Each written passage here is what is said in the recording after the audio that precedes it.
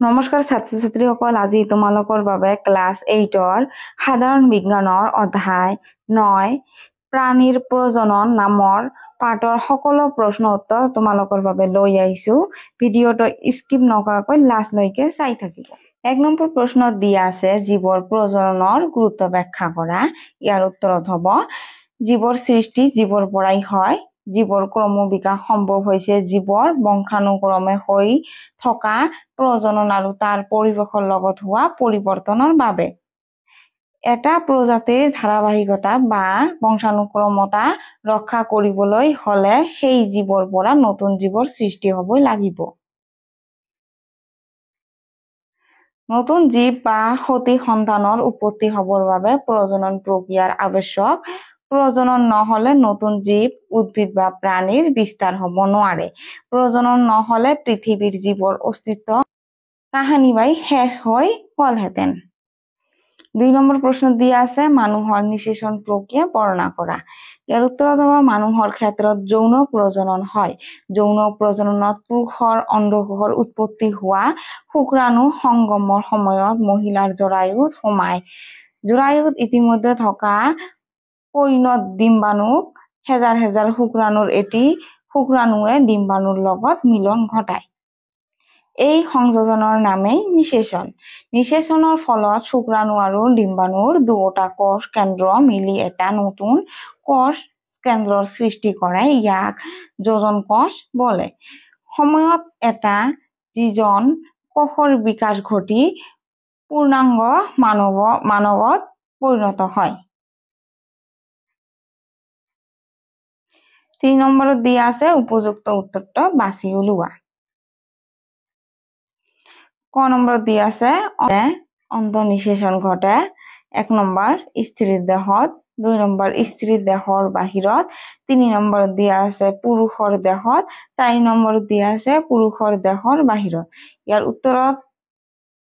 উত্তৰ হ'ব স্ত্ৰীৰ দেহত। 1 নম্বৰটো শুদ্ধ হ'ব স্ত্ৰীৰ দেহত।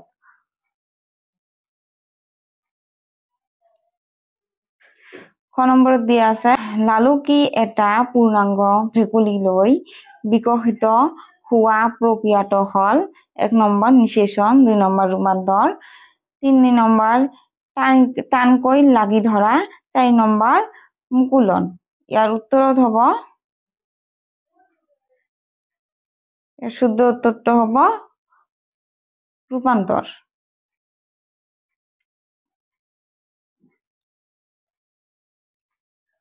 গ নম্বৰত দিয়া আছে এটা যোজন কোষত কোষ কেন্দ্ৰৰ সংখ্যা। 1 নম্বৰত দিয়া আছে নাথাকে 2 এটা, 3 নম্বৰত দিয়া আছে 2টা, 4 নম্বৰত দিয়া আছে 4টা। ইয়াৰ শুদ্ধ উত্তৰটো হ'ব এটা। 2 নম্বৰটো হ'ব এটা।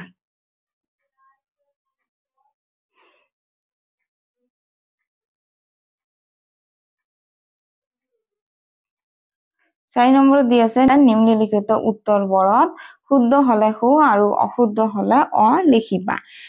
ক নম্বৰত দিয়া আছে ডিম্বজ প্ৰাণীয়ে পোৱালি জগায়। ইয়াৰ উত্তৰত হ'ব অশুদ্ধ। খ নম্বৰত দিয়া আছে প্ৰতিটো শুক্ৰাণু এক কোষীয়। এইটো হ'ব শুদ্ধ। গ নম্বৰত দিয়া আছে ভেকুলীৰ বহি নিষেচন হয়। ইয়াৰ উত্তৰ হ'ব শুদ্ধ। খ দিয়া আছে এটা যোজন কোষৰ পৰা এজন নতুন মানুহৰ সৃষ্টি হয়। ইয়াৰ উত্তৰত হ'ব অশুদ্ধ। 19 নম্বৰত দিয়া আছে নিষেচনৰ পিছৰ পৰা এটা কণী এক কোষযুক্ত হয়। এইটো হ'ব শুদ্ধ। 6 নম্বৰত দিয়া আছে এমিবাই মুকুলনৰ দ্বাৰা বংশ বৃদ্ধি কৰে। এইটো হ'ব অশুদ্ধ।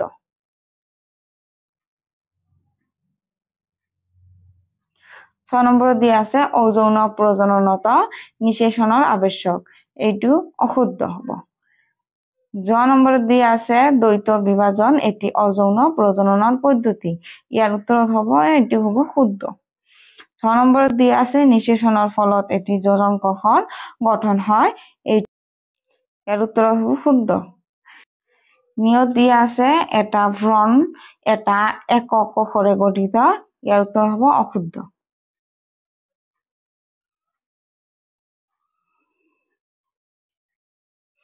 5 নম্বৰত দিয়া আছে এটা যোজন কোষ আৰু এটা গৰ্ভভ্ৰূণৰ মাজত পাৰ্থক্য উল্লেখ কৰা। এই উত্তৰ হ'ব এটা যোজন কোষ আৰু এটা গৰ্ভভ্ৰূণৰ মাজত পাৰ্থক্য তলত আলোচনা কৰা হ'ল। কেইটা হ'ল ক এটা যোজন কোষ এককোষীয় আনহাতে এটা গৰ্ভভ্ৰূণ বহুকোষীয়। খ পুংজনন কোষ আৰু স্ত্ৰী জনন কোষৰ মিলনত এটা যোজন কোষ সৃষ্টি হয় আনহাতে যোজন কোষ বিকাশ হৈ এটা গৰ্ভভ্ৰূণৰ সৃষ্টি হয়।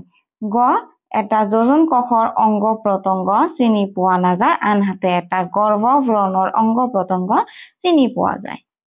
6 নম্বৰত দিয়া আছে অযৌন প্ৰজননৰ সংজ্ঞা দিয়া। প্ৰাণীৰ অযৌন প্ৰজননৰ দুটা পদ্ধতি বৰ্ণনা কৰা।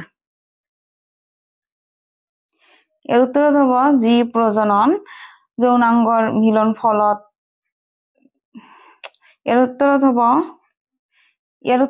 যি প্ৰজননত যৌনাংগৰ মিলনৰ ফলত নঘটি একক মাতৃ বা একক পিতৃৰ পৰা হোৱা প্ৰজননক অযৌন প্ৰজনন বলে। প্ৰাণীৰ অযৌন প্ৰজননৰ দুটা পদ্ধতি হ'ল ক মুকুলন হাইড্ৰা ইষ্ট আদিৰ দৰে নিম্ন খাপৰ প্ৰাণীবোৰত দেহত কিছুমান উশাহা অংশৰ সৃষ্টি হয়। এইবোৰ একোটা মুকুল। এই মুকুলবোৰ সময়ত পৰিণত হৈ মূল হাইড্ৰা বা ইষ্টৰ পৰা খহি পৰে। এই অংশটোৱে বিকশিত হৈ এটা নতুন জীৱৰ সৃষ্টি কৰে। খ দ্বৈত বিখণ্ডন এমিবা আদিৰ দৰে এককোষীয় ইহঁত প্ৰাণীৰ দেহত থকা কোষ কেন্দ্ৰটো দুটা কোষত বিভক্ত হৈ পৰে। তাৰ পাছত দেহটো দুটা ভাগত বিভক্ত হৈ যায়। প্ৰতিটো অংশই এটা কোষ কেন্দ্ৰ গ্ৰহণ কৰি দুটা অপত্য এমিবাৰ সৃষ্টি হয়।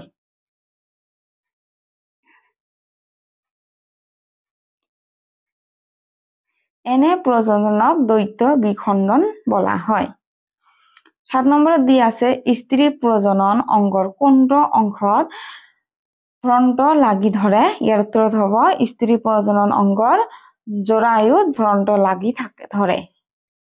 8 নম্বৰত দিয়া আছে ৰূপান্তৰ কি উদাহৰণ দিয়া। ইয়াৰ উত্তৰত হ'ব পলু অথবা লালুকি অৱস্থাৰ পৰা বহুতো পৰিৱৰ্তনৰ মাজেৰে প্ৰাপ্তবয়স্ক প্ৰাণীলৈ সলনি হোৱাকে ৰূপান্তৰ বোলে। উদাহৰণস্বৰূপে ক যেনে আছে পখিলাৰ ক্ষেত্ৰত কণী পলু লেটা পখিলা। খ দিয়া আছে ভেকুলীৰ ক্ষেত্ৰত কণী তাৰপিছত লালুকি তাৰপিছত ভেকুলী। 9 নম্বৰত দিয়া আছে অন্তঃনিষেচন আৰু বহিঃনিষেচনৰ মাজত পাৰ্থক্য উলিওৱা। ইয়াৰ উত্তৰত হ'ব অন্তঃনিষেচন আৰু বহিঃনিষেচনৰ মাজত পাৰ্থক্য হ'ল ক অন্তঃনিষেচন স্ত্ৰীৰ জননাংগৰ ভিতৰত ঘটে আনহাতে বহিঃনিষেচন স্ত্ৰীৰ দেহৰ বাহিৰত ঘটে। খ দিয়া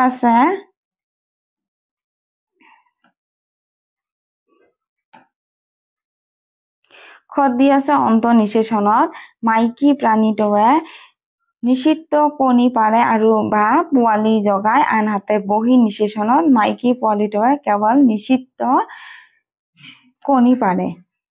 গ উচ্চ খাপৰ প্ৰাণী যেনে মানুহ গৰু আদিৰ ক্ষেত্ৰত অন্তঃনিষেচন হয় আনহাতে মাইকীয়ে এৰি দিয়া কণীৰ ওপৰত বহিঃনিষেচন হয়। খ অন্তঃনিষেচনে স্ত্ৰীৰ জননাংগৰ ভিতৰত শুক্ৰাণু ত্যাগ কৰে আনহাতে বহিঃনিষেচনে স্ত্ৰীৰ দেহৰ বাহিৰত মাইকীয়ে এৰি দিয়া কণীৰ ওপৰত শুক্ৰাণু ত্যাগ কৰে।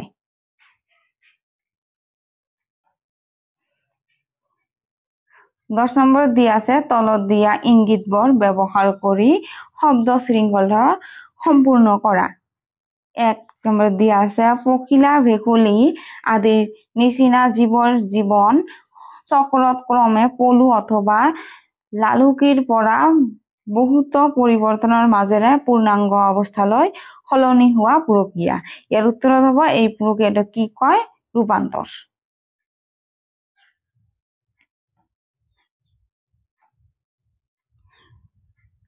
2 নম্বৰত দিয়া আছে ইষ্ট, হাইড্ৰা আদিৰ মুকুলৰ দ্বাৰা হোৱা প্ৰজনন। ইয়াৰ উত্তৰত হ'ব মুকুলন। 3 নম্বৰত দিয়া আছে এবিধ